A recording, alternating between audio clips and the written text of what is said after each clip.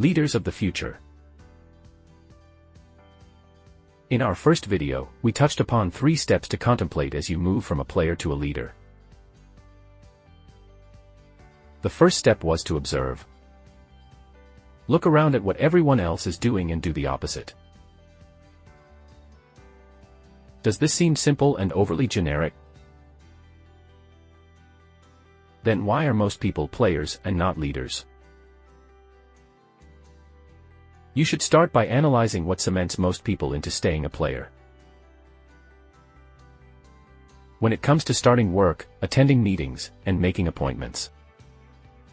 Are you aware of how many people arrive on time or even late? Have you ever observed the negative attention and disruption this can cause when they are late? The saying also goes, if you are on time, you are late. Don't regard this lightly. Take it from me. There are countless benefits arriving early produces.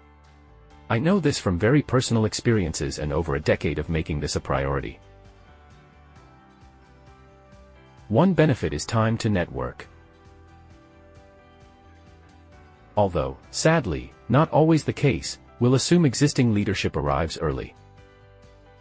Whether that is the case or not, there are usually some other high-value individuals that arrive early. These are the individuals you want to connect with and create alliances with. And this isn't solely for social purposes.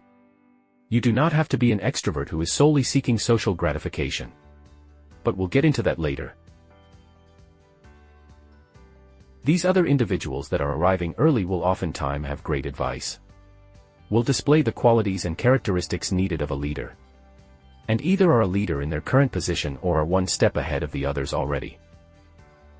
Remember, they are already operating under such an important premise that proves this. Arriving early. You'll want to shift your time and attention away from the rest of the group. The maintainers or failures. And surround yourself with winners. You will observe and absorb other great qualities from the winners.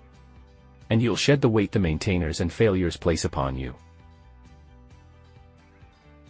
If you are not the most sociable type, arriving early doesn't often mean sitting around chit-chatting. Although there can be some of that, there are many things that need to get done each and every day. The maintainers and failures don't understand this or are ignorant of this fact. It is often why they will mock and complain about their leaders. They will express disgust over what they see as their leaders being lazy or not performing the same amount of work as what they put in. The leaders and limited high-value employees are quietly grinding each and every day, in the background, with the myriad of tasks and duties needed to ensure everything keeps operating smoothly. Those that make and take the time to help in these areas will receive their reward in due time. This behind-the-scene, miscellaneous work, is oftentimes performed while others are still driving into work, having chosen more sleep instead of getting in early. While others are outside on a smoke break. While the average person is taking time out for an extra meal break. The leaders of the future are helping in the shadows. Choosing work instead. But it is only, in the shadows, to the maintainers and failures. Not to those who it matters most to get in front of and impress. Stop being a player and be on track to becoming a future leader. I hope you found this information helpful. Stay tuned for more insight into this first step. Don't forget to like and subscribe to stay informed with the latest videos and information. Also leave a comment if you've witnessed any of these facts in your circumstances.